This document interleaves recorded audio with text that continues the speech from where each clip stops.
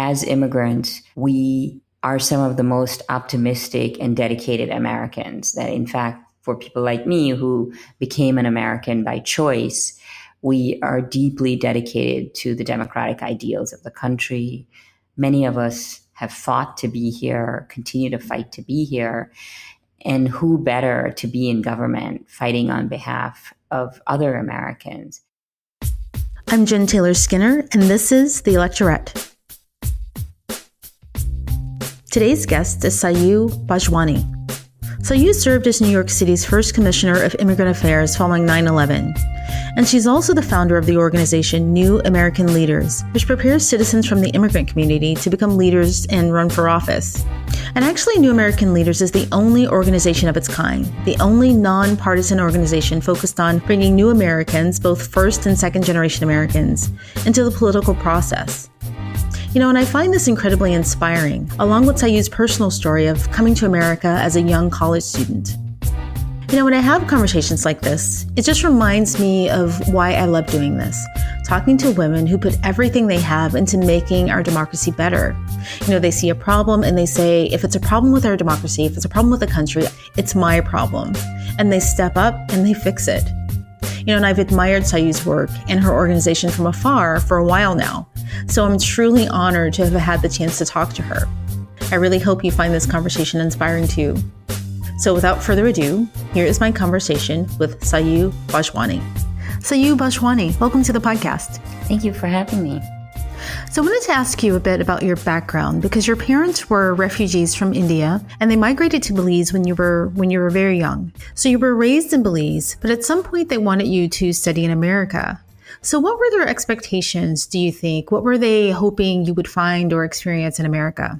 I think that for my parents, the hope, like it is for many parents, is that their kids are going to have a better life than the ones that they had.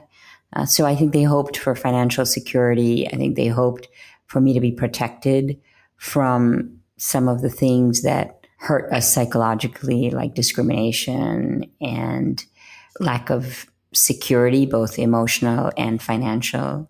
They also might have secretly wanted me to just get married and have kids very early. Right. So do you think that they romanticized America to some extent, or, idealized the experience you'd have in comparison to their lives? Well, my parents came back and forth to America because they ran a retail business in Belize. So I think for them, they had a sense that survival in America was going to be harder than it had been for them in Central America where they were living.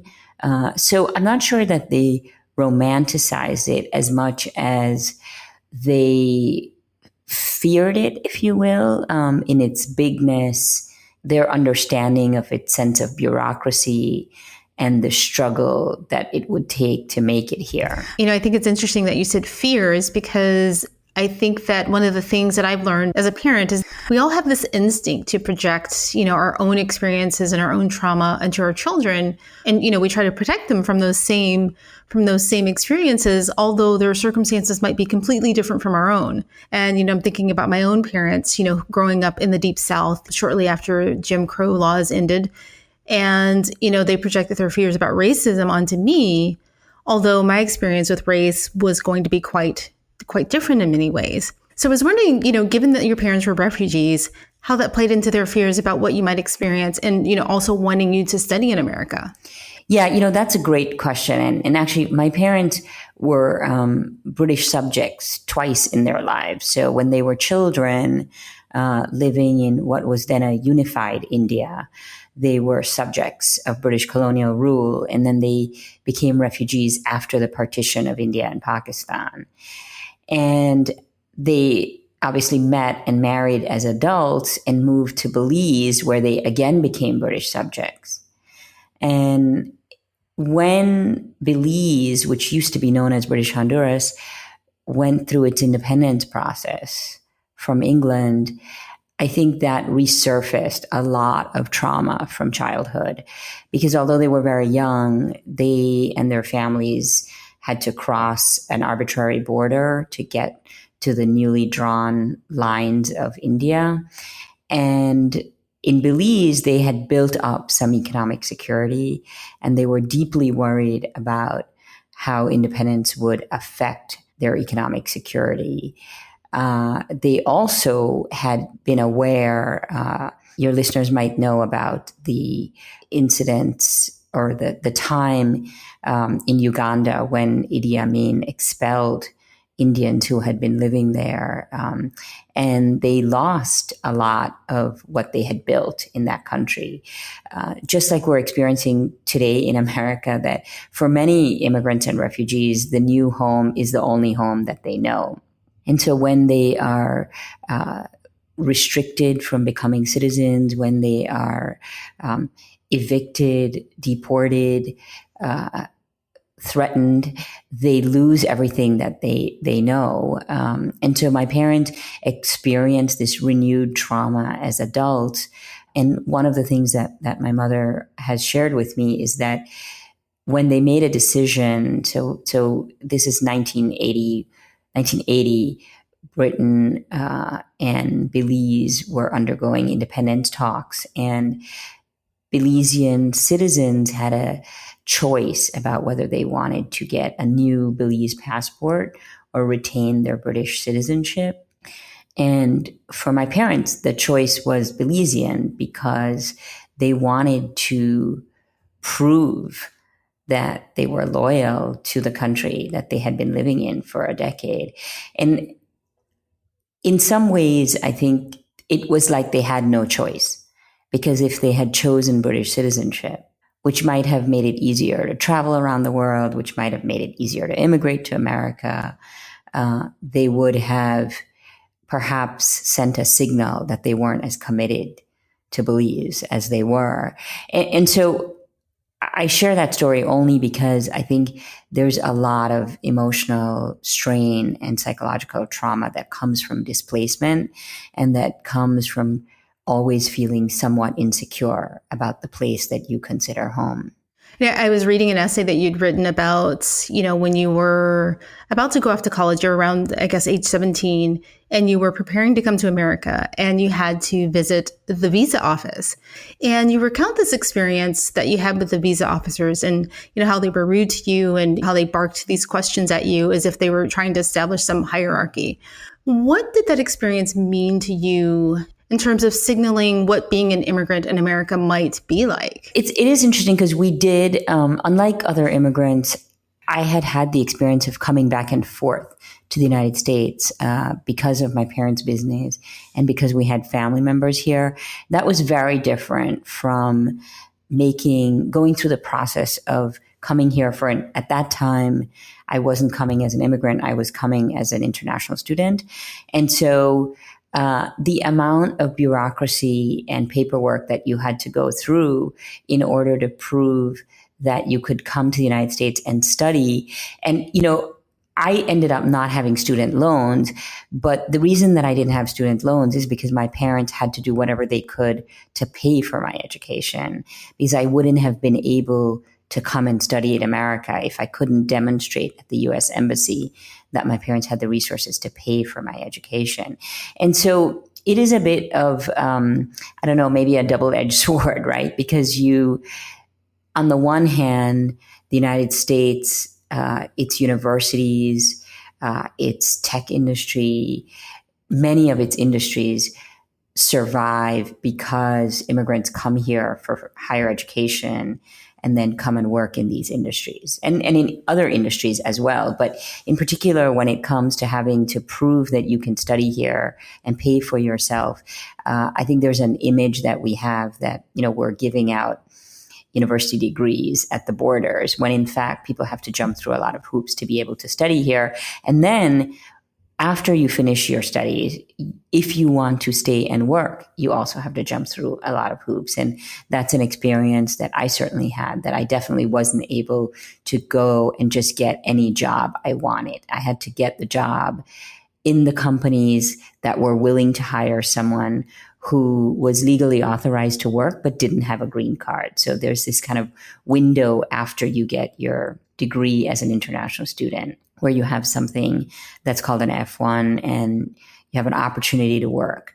But not every company will hire you. And in fact, in I have a TED Talk in which I talk about losing my first job on the first day once it was discovered that although I was authorized to work, I didn't have a green card. And back in the 1980s, this company said, well, I'm sorry, but we can't hire you if you don't have a green card. That was just their requirement. So that process took you 16 years, actually, from the time that you got your student visa to getting your citizenship. Is that typical? I think that was actually, I think it's both fairly typical and also fairly quick. I didn't really have many hiccups. I was English speaking. I was able to pay the fees that were required for each stage of transition. I think that for many people, it takes much longer. They have to learn the language, know it well enough to be able to pass the citizenship test. They have to be able to sometimes, people get what are called green cards or lawful permanent residents by virtue of being able to demonstrate that they can work. So they have to be able to find an employer who's willing to help them navigate that paperwork process. So I think I was actually very fortunate in being able to do it so quickly. And then I think you said it was just 9 months after becoming a citizen that 9/11 happens. And, I wanted to really talk to you about 9/11 because I was an adult when 9/11 happened. And I think that living through 9/11 as an adult, it gives me at least a sense that anything can happen at any moment, right? I think for those of us who have been working in immigrant communities, we see a lot of parallels with what is happening today. And in some ways, a continuation and a more extreme manifestation of some of what was happening post 9/11. In fact, I was Commissioner of Immigrant Affairs in 2002 when the U.S. government began a program known in short as special registration, where men from a number of countries, men above the age of 16 from a number of countries, had to go and register with the immigration services. And so, you had people who were undocumented, for example, or who were not citizens, who were unsure. First of all, there was a lot of confusion about the program. It was clearly a profiling program mandated by the United States government. That was the time when what was then known as the INS, or the Immigration and Naturalization Services, was reconstituted. There are conversations right now calling for abolishing ICE, which is Immigration and Customs Enforcement. That agency actually was created after September 11th, so it's a relatively new agency. So what we're seeing now is that a lot of our communities, in particular communities, Arab American and American Muslim communities, and South Asians who were negatively impacted after the first Gulf War and the second Gulf War and post 9/11, have not really recovered from the profiling, the targeting, and the fear that brought on. And now we have these additional layers, the Muslim ban, more hate crimes. And so for those of us who have been doing this work, there has been no stoppage. Certainly there have been cycles, but if you are a person from certain communities in America, and whether that's immigrant, refugee, or African American, there has always been either on the surface or latent fear about what could happen. So when you say recover, what do you mean exactly? Do you mean recover emotionally from 9/11? Well, emotionally, but also many families were separated because, for example, if men were concerned about whether they would want to go and bring themselves forward to immigration authorities, some of them left the United States and left their families here. Some of them were deported by the U.S. government and their families ended up here. And, there's so many individual stories, and unfortunately, I can't think of a specific example, but those families ended up making decisions amongst themselves about what was going to work best for the children and the adults in that family. And so that's one example of what I mean about recovering. There's been, the revelation about participation between the New York Police Department, for example, and religious institutions, faith-based institutions in New York, and how the NYPD used people to basically spy on Muslim communities. And so, the level of trust, the deterioration of trust, which was already limited. There are those of us who see law enforcement as protection, and those of us who see law enforcement as authority that we need to fear. And law enforcement institutions have not been good about long-term commitment to ensuring that communities see them as a source of protection rather than a source of fear. That's a couple of examples and couple of ways in which I feel that our communities have not recovered. I mean, young people, if you are a young person and you were bullied in school by your teachers and your classmates, that kind of trauma is not something that you easily recover from, or perhaps ever recover from. Yes. I've heard those stories where, school-age kids were teased and, called terrorists. And, that's just incredibly cruel. And it's a big emotional burden for a child, when you think about the impact of 9/11. And sometimes, young people think that they're joking and trying to be funny.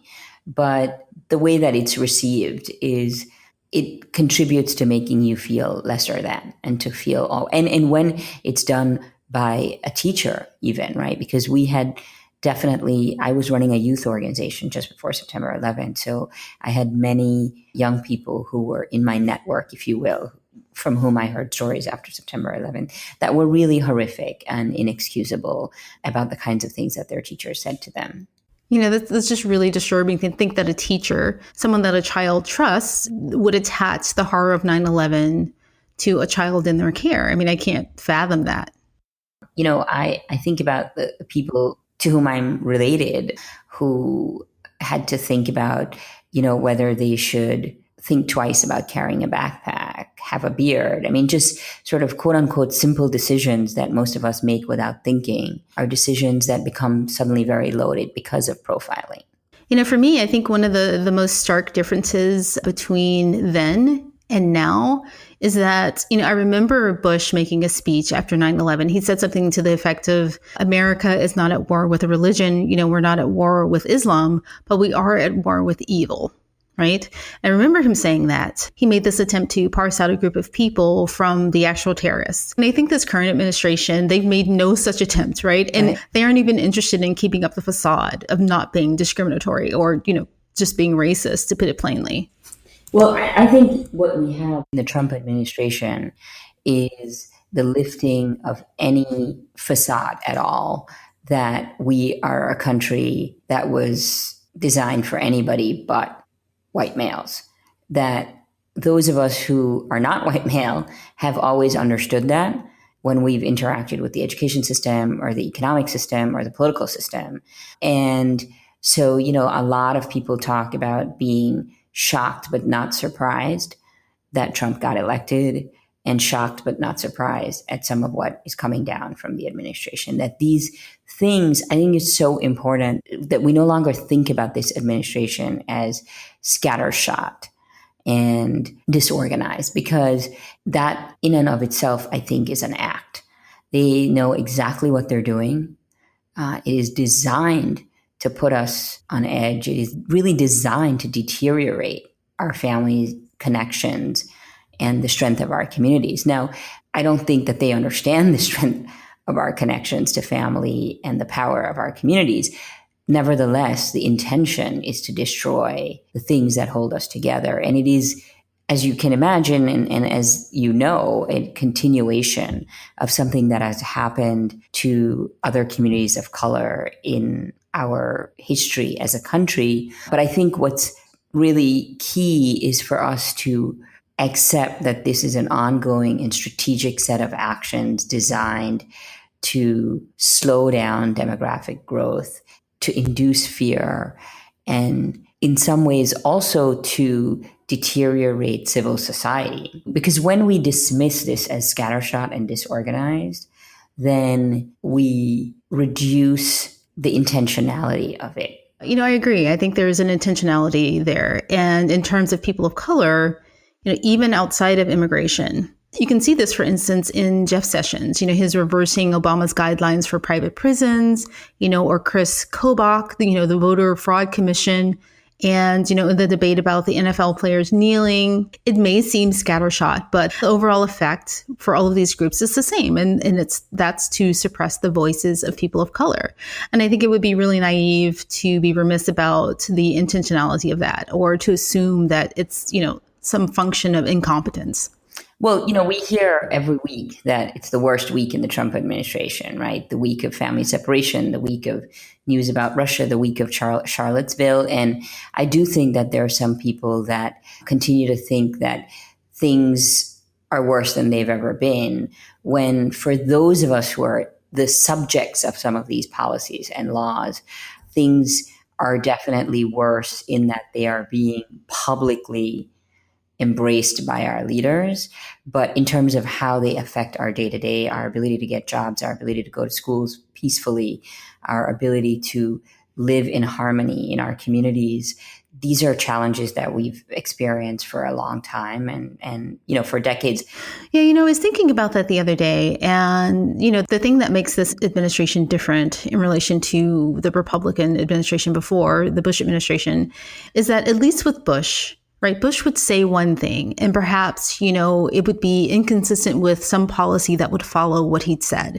But at least we all had something to hold him accountable to. For instance, he'd make a statement about America being a nation of immigrants, right? Or that he values diversity, and possibly he'd follow up with some anti-immigration policy. And at least, like I said, we could hold him accountable to what he'd said before. But, now with this current administration, we're just all hoping that he doesn't act on, all these terrible things he says on Twitter. Yeah. Which is a low bar to set for the president of the free world. And I think that the multiple attacks and how they connect, you don't separate being a woman from being an immigrant, from being a person of color. And when all of those identities are under attack, then it can be really exhausting to know what to go after.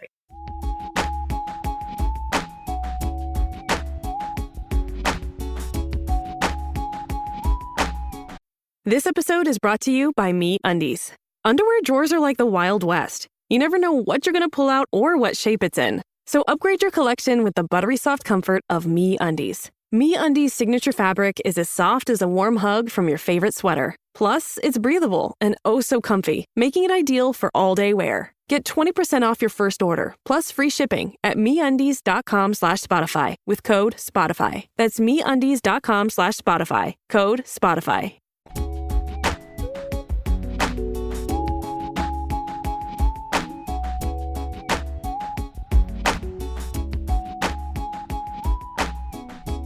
I want to talk about the gap in representation in government in relation to immigrants. Do you happen to know the numbers off the top of your head? So there are over 500,000 local and state offices, and fewer than 2% of those are held by Asian Americans and Latinos.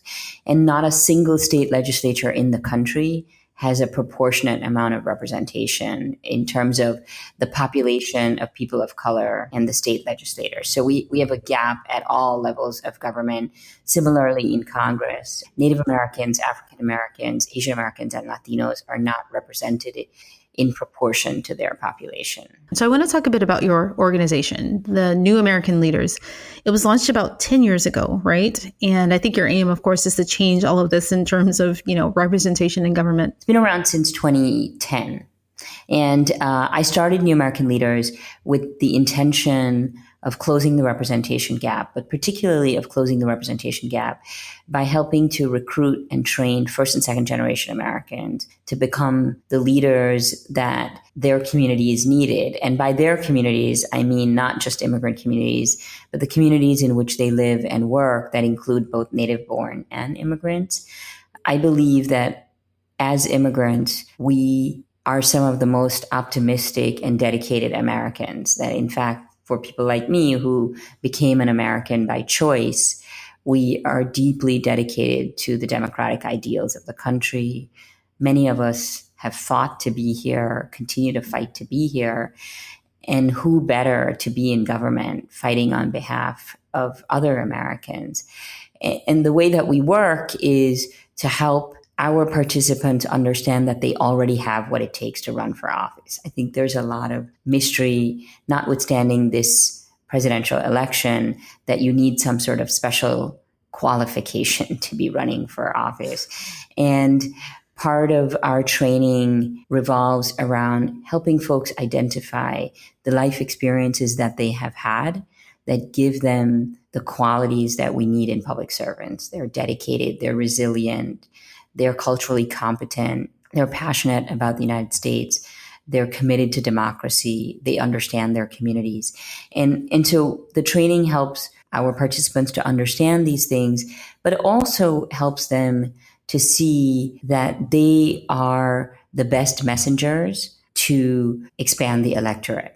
So that if I, as a Latina in Arizona, am going into my district and talking to voters or talking to residents who have either not registered to vote or never voted about why I'm running and why it's important to have my voice in the legislature and why it's important to have their support, I think that then I become a much better messenger for participating in democracy than anyone else.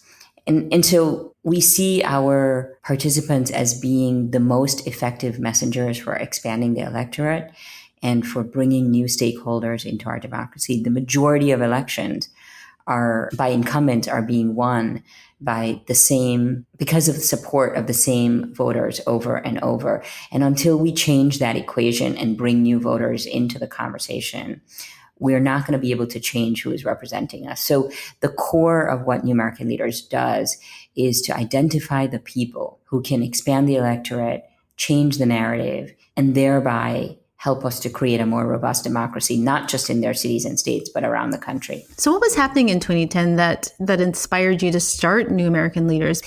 So actually, some of what I was saying about the post-September 11th environment was still holding true.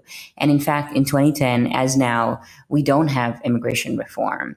And in 2010, we also didn't have DACA, which is the program that helps to provide authorization for young people who came here, commonly known as Dreamers. And so when I started it in 2010, it was because immigration reform had continued to fail in Congress, and it was not clear that under President Obama we were going to get any additional traction. And in Arizona, SB 1070, which is commonly known as a Show Me Your Papers law, passed. And that was on the heels of other anti-immigrant legislation in places like Colorado, and became very clear to me that two things needed to happen, that we needed new voices in state legislatures who better understood the immigrant experience, and that those were the voices that were going to go on to eventually be in Congress. And, certainly I hope that we will have immigration reform before the next 20 years passes. But my thought in 2010, was that we would get new voices in, and that would help build a pipeline to a Congress that looked like America. So how do you think the 2016 election changed your organization and the people who come forward for training? Do you think they're more energized or driven given the current circumstances, or is there some fear and trepidation given the administration's crackdown on immigrants? Actually, I will say, in fact, that there isn't more trepidation, and that last year, the number of applicants to our program in 2017, the number of applicants to our program doubled, and that many people who had taken our program prior to the 2016 elections, who had sort of been on the sidelines trying to decide when the right time would be, stepped up to run. So we have, for example, an alumna in Arizona who is running for Attorney General. She took our training in 2013, I believe, and it was after the 2016 election that she decided to jump in the race. And so, there are other examples like that, but in terms of new applicants, the numbers doubled. And, we talked a little bit about September 11th. And I do think that among American Muslim communities in particular, after September 11th, there was a lot of organizing and a lot of new institutions that came out of that. But I think a lot of individuals experienced a desire to kind of stay out of the public eye. But by the time of the 2016 elections, I think people were really tired of that. They were tired of always kind of shunning the public eye and the criticism that they knew that they would face. And they sort of, and I'm talking specifically now about there's an increasing number of American Muslims running for office. And I think that is in large part due to frustration of just saying, all right, we've had enough and it's not going to change unless we are the ones who are running for office. And they are experiencing, a lot of Islamophobia on the campaign trail, but that's not stopping people. I think I was saying to you earlier offline that a lot of the women who are running are experiencing the double whammy of misogyny and racism. And I just want to underline that a lot of this comes from within the Democratic Party as well. It's not just a one-party problem that we don't like newcomers. And whether they are newcomers because they are immigrants and refugees, or whether they are newcomers to the political process, the political establishment has its people and has its idea of who those people should be and look like. And they are not immigrants, refugees, and women of color. And so it's not the voters that are really the problem usually. It's really the establishment, whatever the progressive institutions are in the Democratic Party that have an idea of what kind of candidate can win a race, what kind of candidate they want to represent them. And so on the one hand, we're seeing increasing numbers. On the other hand, what is striking is that the way that the establishment works has not really changed that significantly. That this isn't the first time I've heard that criticism in relation to inter-party support among Democrats, especially in relation to women, and that anxiety to win back the Senate and the House, regardless of how they feel personally in relation to a candidate being a woman or a person of color. I think that sometimes that's overshadowed by their wanting to back someone they've deemed to be the safest bet. Well, what's ironic about that is that the critical lesson of the 2016 election should be that someone who we all think is unelectable is in fact electable. So any old paradigm that we had about what is electable should really be thrown out the door. And we should be thinking about what it is that Americans want. And one of the things that they want is to not have politics as usual. And so if we keep elevating candidates that fit the same old mold, then we're going to continue to have losses. We really need people who bring new energy and new voices. And that's not just immigrants and refugees. That's people who have been teaching in classrooms for years, people who have been struggling with student loans and paying their mortgage, working class folks, people who talk like regular people and don't talk in sound bites. I think that the fact that we continue to rely on some outdated mode of what is electable is a sign that we didn't learn what we were supposed to learn in 2016, which is, for better or worse, a lot of Trump supporters are getting someone who, quote unquote, they believe is telling it as it is, who's not like a usual politician. Trump supporters are really tricky and, they're a complicated bunch and I don't really care to analyze them too deeply. But, I can probably say pretty confidently that race played a really important part in their support, more so than anything else, especially in terms of him being this kind of outsider candidate. And, it's always interesting when I hear people make an assessment about their motives when they say, they're voting against their own interests, or why do they vote against their own interests, right? And I say, no, they actually aren't voting against their own interests. They're voting for their interests, right? He was very clear that he was interested in, making the country less brown. He was just very clear about that. And that's what they were voting for. Yeah. And I think when we say people are voting against their own interest, it is such a elite and patronizing thing to say about anyone because it assumes that people do not know what they want. And, we talk about the fact that, those of us who are interested in paying higher taxes for the better good of our communities are theoretically voting against our own interests as well, because we're willing to pay more money out of our pockets for something that might not necessarily benefit us, right? Because I could make a decision as a middle-class person to use my resources to pay lower taxes and use what I save on taxes to buy whatever I need, whether that's better healthcare or better education. But instead, I support a tax system that allows us to take care of society at large. But no one ever says that I'm voting against my own interests.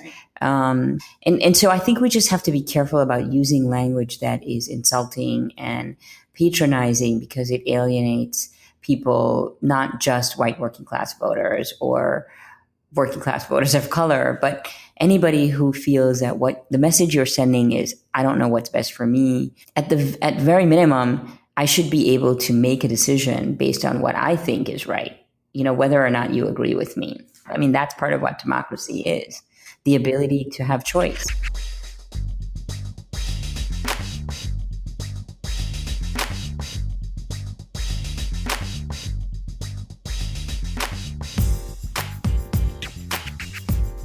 So how are you feeling about midterms, just generally? I'm actually pretty excited about the midterms. I think we're going to see a lot of exciting wins, a lot of firsts, a lot of record breakers in Congress, in statewide office.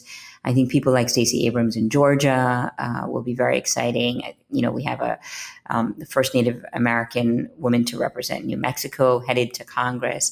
So there are quite a few wins that I believe will make us all feel really good about the work that we've put in and about the voices that we're going to have at the state and at the congressional level.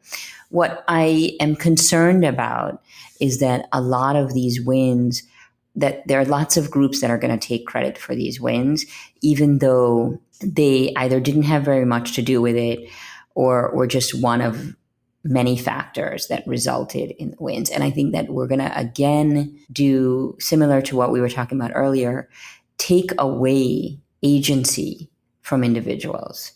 It's really the American people that are going to help elect folks, and it's going to be the blood, sweat, and tears of these candidates that are going to help them get elected. And sure, there's some political infrastructure that has developed around that, but ultimately, I think the resistance is not about these individual organizations. It's really about individual Americans. The second concern that I have is that a lot of these wins, as I said, are going to come about because of the local energy and the candidates themselves. It's unclear to me how, on the progressive side, we are going to develop a winning strategy for the long term.